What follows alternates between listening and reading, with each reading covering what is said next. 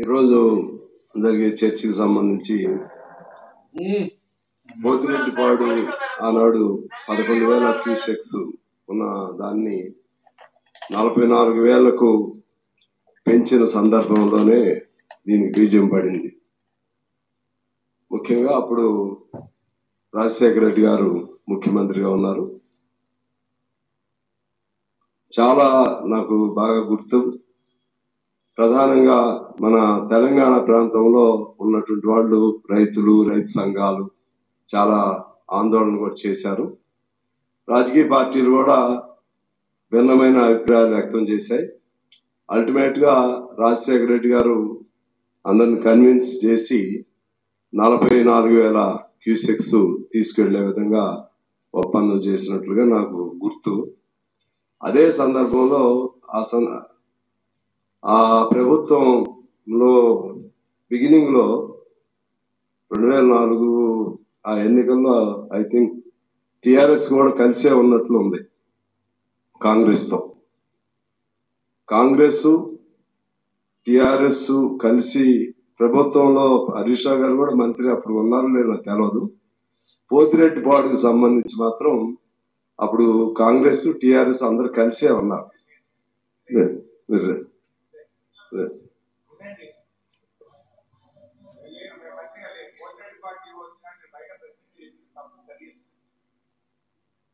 Okay, మొత్తం మీద అయితే ప్రభుత్వంలో ఉన్నారు. అంటే మంత్రివర్గంగా రిజైన్ చేశారేమో,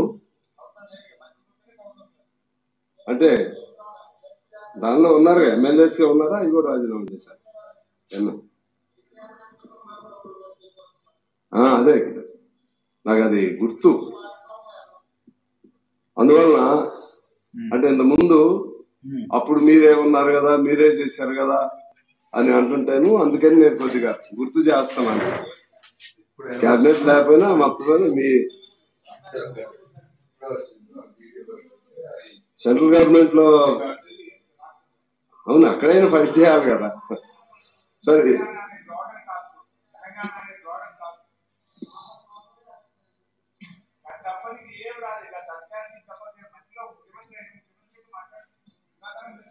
అందువలన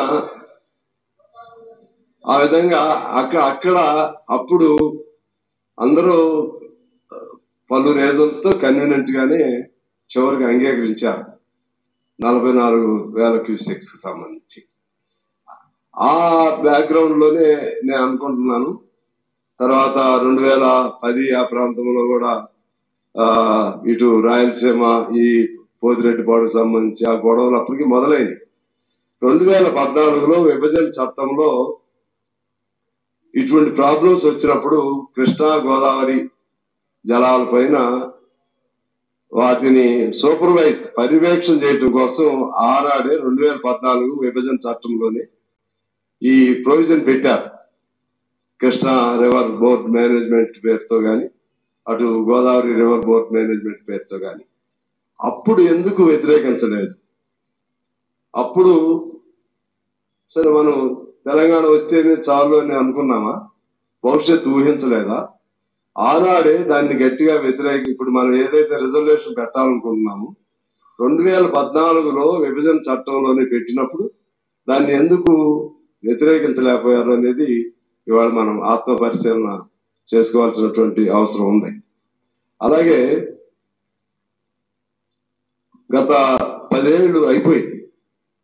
10 ఏళ్ళు అయిపోయిన తర్వాత అందరూ చెప్పినట్లుగా ఆ రోజు మన తెలంగాణ సాధనలో ప్రధాన భాగస్వామి నీళ్లు, నియామకాలు, నిధులు.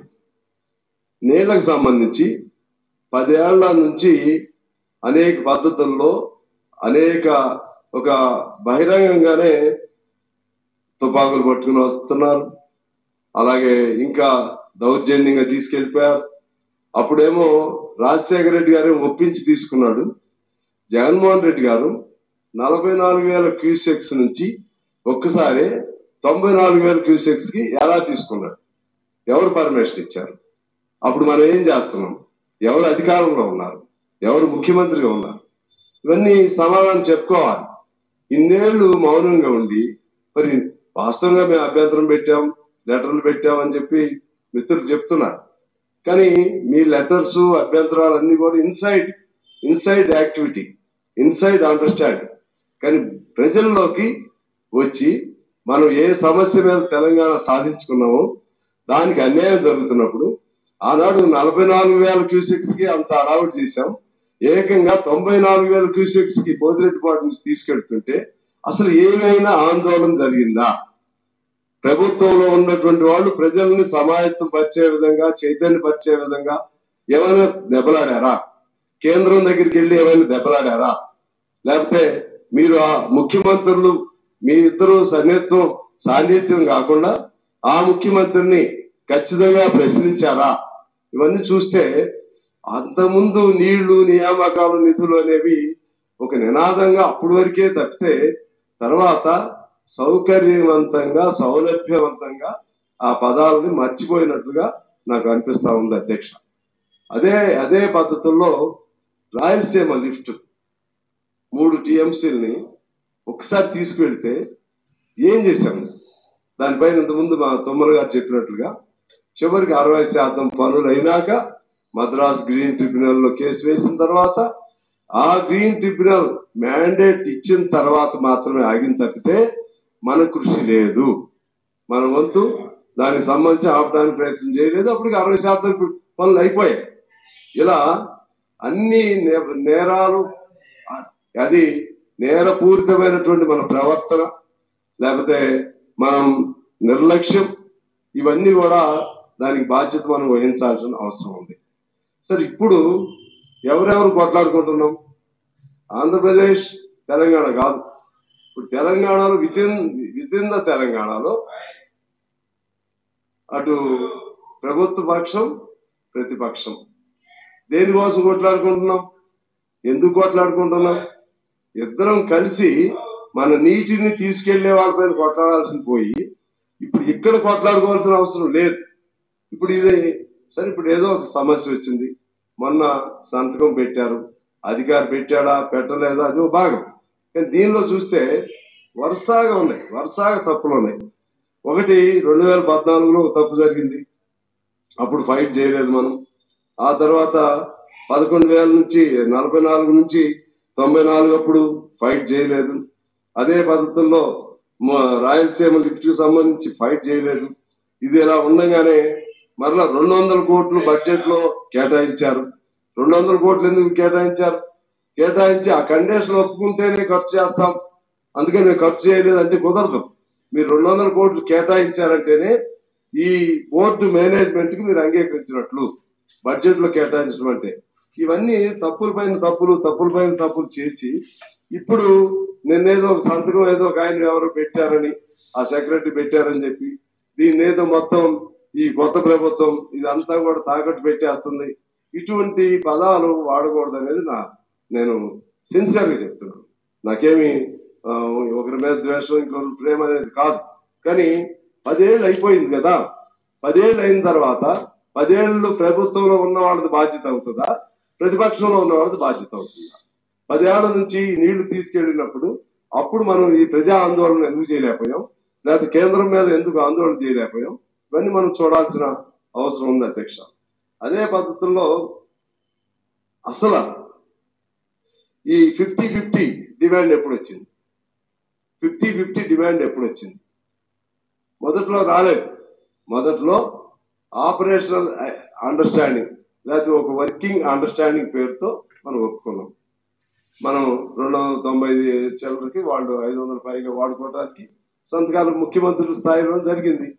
ప్రజల నుంచి ఎప్పుడైతే ఆందోళన వచ్చిందో అప్పుడు మాత్రమే 50-50 కావాలనే దాంతో, అంటే మన కేసు అప్పటికే వీగిపోయాం. కాకపోతే అప్పుడు ఒక కండిషన్ పెట్టాల్సింది. అప్పుడు ఉన్నటువంటి సౌలభ్యం ప్రకారంగా వాళ్ళు ఇంత వాడుకుంటున్నారు, మనం ఇంత వాడుకుంటున్నాం కాబట్టి మాకు 50-50% అనే కండిషన్ తో మేము సంతకం పెడుతున్నాం అని అప్పుడే పెట్టుంటే బాగుండేది. అప్పుడే సంతకాలు పెట్టేసుకున్నాం. కొద్ది రోజులు తెలంగాణ ప్రజల్లో ఆందోళన వచ్చినాక మాకు 50-50 షేర్ కావాలని చెప్పి తర్వాత మనం అప్రోచ్ చేయం. అంటే there itself we lost our case. ఈ విధంగా అనేక తప్పులపైన తప్పులు ఎందుకు చేశారో నాకు తెలియదు. అనుభవం కలిగినటువంటి ముఖ్యమంత్రి గారు గతంలో అవన్నీ కూడా తప్పులు జరిగినాయి. అలాగే ఎఫెక్ట్స్ సంబంధించి ఇటు ఇద్దరు ముఖ్యమంత్రులు ఉంటారు, కేంద్రం నుంచి ఓ మంత్రి గారు ఉంటారు. ఎఫెక్ట్స్ సంబంధించి ఫైనల్ గా సిట్టింగ్ పైన సిట్టింగ్ జరగాలి. కానీ ఆ విధంగా అవకాశం వచ్చినప్పుడు కూడా మీటింగులు జరపకపోవటం అనేది కూడా ఒక రాంగ్ గా నేనైతే భావిస్తా ఉన్నాను. అదేవిధంగా ఈ సిస్టమ్ ఇలా కొనసాగితే మాత్రం మొత్తం 17-18 రోజుల్లోనే నీళ్లన్నీ ఆ మన పోతిరెడ్డి బాడుకు సంబంధించిన 6.5 టీఎంసీలు, ఇది 3 టీఎంసీలు మన రాయలసీమ లిఫ్ట్, ఇవన్నీ కలిపి మొత్తంగా 9.5 టీఎంసీలు. వాళ్ళకి వాళ్ళ నీళ్లు సౌలభ్యం ఎలా ఉంటుందంటే వాళ్ళకేమి డైరెక్ట్ గా గ్రావిటీ పద్ధతుల్లోనే వెళ్ళిపోతా ఉంటాయి నీళ్లు. మనకి నీళ్లు రావు. అంటే 17-18 రోజుల్లోనే నీళ్ళన్నీ అటు వెళ్ళిపోతాయి. తెలంగాణకు నీళ్లు ఉండవు. అసలే కృష్ణా బేసిన్ కంపేరిటివ్ గా గోదావరి బేసిన్ తో పోల్చుకుంటే, లేదా గోదావరి నదితో పోల్చుకుంటే నీళ్లు తక్కువ. ఈ నీళ్ల తక్కువ దీనిలో తెలంగాణ మన కర్ణాటకలో అంతకుముందు ఆల్మట్టిది కూడా పెద్ద గొడవ జరిగింది. ఆల్మట్టి మన ప్రమేయం లేకుండానే కట్టేసేసారు. దాదాపు 300 టీఎంసీలు నీళ్లు అక్కడ నిల్వ ఉండే విధంగా. అదే ఈ మధ్య కూడా గిరిజాపూర్ అనేది ఇంకోటి కట్టారు. మరి ఇప్పుడు మిత్రులు చెప్పినట్టుగా తుంగభద్ర మీద ఇంకోటి కడుతున్నారు. అసలు ముందు వాళ్ళకి నీళ్లు రావాలి కదా. కర్ణాటక నుంచి నీళ్లు వర్షాలు బాగా పడాలి, వాళ్ళు ఆల్మట్టి నిండాలి, వాళ్ళు కరెంట్ ఉత్పత్తి చేసుకోవాలి, కరెంట్ ఉత్పత్తి చేసుకుని ఆ వదిలిన నీళ్లు మనకు రావాలి. అంటే వర్షాలు లేకపోతే అసలు పైనుంచి నీళ్లే రావు. నీళ్లే వస్తే ఆ వచ్చిన నీళ్లు కాస్త వాళ్ళు 17-18 రోజుల్లో 20 రోజుల్లో మొత్తం రాయలసీమకి వెళ్ళిపోతే కింద మన తెలంగాణ పరిస్థితి ఏంటి? ఇది సామాన్యమైనటువంటి విషయం కాదు. ఇది మహబూబ్ నగర్ గాని, నల్గొండ గాని, మా ఖమ్మం జిల్లా గాని ఇవన్నీ కూడా పూర్తిగా ఎండిపోయేటువంటి పరిస్థితులు ఇవాళ ఉన్నాయి. తీవ్రమైనటువంటి ఇష్యూ. ఈ తీవ్రమైనటువంటి ఈ విషయంలో మనం ఇప్పుడు ఘర్షణలు పెట్టుకోవటం వల్ల తప్పుడు సంకేతాలు పోతాయి. మనం కర్ణాటక చూసాం, మద్రాసు చూసాం. వాళ్ళు ఎప్పుడు కూడా నీటి విషయం వచ్చినప్పుడు పార్టీలకు అతీతంగా అందరూ ఒక దాటి మీద నిలబడేవాళ్ళు. ఇవాళ అన్నదమ్ములైనా సరే పక్కన ఉన్నటువంటి నీ నేల దగ్గర తగులు పడుతున్నారు. అంటే మనం తగులు పడమని నేనేం చెప్పను, కానీ మన నినాదమే నీళ్లు నియామకాలు నిధులైనప్పుడు, ఈ నీళ్లు అన్యాయంగా జరుగుతున్నప్పుడు మనం ఖచ్చితంగా ఐక్యంగా ఉండి ఒక పోరాటం తీసుకెళ్లాలి. ఇప్పుడు మీరు తప్ప మా తప్ప చర్చలు అయిపోయినాయి, ఇక ఎంతతో వదిలేసి బయటికి వెళ్ళేటప్పుడు అందరూ ఒక్క తీర్మానం మీద వెళ్ళాలి. వెళ్ళి ఇప్పుడు కర్ణాటక మీద కూడా మళ్ళీ తీర్మానం చేస్తే మంచిది. అది లేదనుకుంటే తీర్మానం చేస్తే మళ్ళీ అగ్రివేట్ అవుతుంది అనుకుంటే వేరే పద్ధతుల్లో అయినా రిప్రజెంట్ చేయాలి. పైనుంచి నీళ్లు రావాలి కదా. పైనుంచి నీళ్లు రాకుండా మనం ఏం చేయలేం. పైనుంచి నీళ్లు వచ్చినప్పుడు ఈ తగులు వస్తాయి. పైనుంచే నీళ్లు రానటువంటి పరిస్థితి ఉంది. ఆ నీళ్లు ఎలా రావాలో కూడా ప్రయత్నం చేయాలి. అంతిమంగా నేను కోరేది ఏంటంటే, ఘర్షణలు పెట్టుకుంటే నీళ్లు రావు. ఘర్షణలు పెట్టుకుంటే ఒక రాష్ట్రం మరొక రాష్ట్రం ఘర్షణలు పడితే ఖచ్చితంగా ఇది మొన్న చివరికి సైన్యం దిగాల్సి వచ్చింది ఇక్కడ. అట్లే కర్ణాటక నుంచి మనకు నీళ్లు రావాల్సి ఉన్నా, ఇంకో చోట నుంచి రావాలన్నా కేంద్రం కూడా సహకారం కావాలి. కేంద్ర ప్రభుత్వ సహకారం లేకుండా మనం మనకున్న హక్కును మనం కోల్పోతాం. అందువలన కేంద్రంతో కూడా మనం సఖ్యత ఉండాల్సిందే. కేంద్రంతో కూడా అది బీజేపీయా ఇంకో ప్రభుత్వం అనేది కాదు, ఇక్కడ ఉన్న బీజేపీ మిత్రులు కూడా ప్రయత్నం చేయాలి. ఖచ్చితంగా బీజేపీ ప్రభుత్వం ఎఫెక్స్ కమిటీలో కేంద్ర మంత్రి కూడా ఉన్నారు. వాళ్ళకి ఈ సమస్యను పరిష్కారం చేయాలనేటువంటి మంచి ఆలోచన ఉండాలి. ఉంటే ఈ పార్టీ సమస్య పరిష్కారం అయ్యేది. ఒకవేళ వాళ్ళ నుంచి చొరవ ఉన్నా మన దగ్గర లేకుండా చెడగొట్టుకుంటే మనం ఏం చేయలేం. అందువలన ఈ నీటికి సంబంధించి ఒక సామరస్య పద్ధతుల్లో చర్చల ద్వారా సుహృద్భావ వాతావరణంలో మనం సాధించుకోవాలి తప్పితే ఘర్షణల వల్ల మాత్రం ఇంకా నష్టం జరుగుతుందని చెప్పి నేను మనవి చేస్తూ ఒక విషయం మీ దృష్టికి తీసుకురావాలి. ఇవాళ ఇంత పెద్ద అంశం మీద చర్చ జరుగుతూ ఉంది. నాకు ఈ బిజినెస్ కి సంబంధించి ఎజెండా సంబంధించి నాకైతే అవగాహన లేదు. నాకు ఏదో జనరల్ నాలెడ్జ్ తో నేను మాట్లాడుతున్నాను, కానీ నేను మొన్న ఎప్పుడో ఉత్తమకుమారెడ్డి గారు 12వ తారీఖున మాట్లాడితే బాగుంటుందని ఆ రోజు చెప్పారు, కానీ నాకు మరలా లేదేమో అనుకున్నా. ఇవాళ చూస్తే మనం బడ్జెట్ మీద మాట్లాడాల్సినటువంటి అంశం అనేది ఉంది. అది కూడా ఇంతకుముందు ఒక రోజు ముందు బిజినెస్ షెడ్యూల్ పంపించేవాడు మాకు. ఒక రోజు ముందు ఇవాళ ఉదయం వచ్చింది బిజినెస్ షెడ్యూల్ చూస్తే ఇదేం లేదు, ఓన్లీ బడ్జెట్ మీద డిస్కషన్ కి బడ్జెట్ మోషన్ మీద డిస్కషన్ ఉంది. ఇలా అయితే మాకు కొద్ది మాలాంటి వాళ్ళకి ఇబ్బంది అవుతుంది. ఎందువల్ల కొంచెం చదవాలి ఫుల్ ఫ్లెడ్జ్డ్ గా దానిలో పార్టిసిపేట్ అవ్వాలి.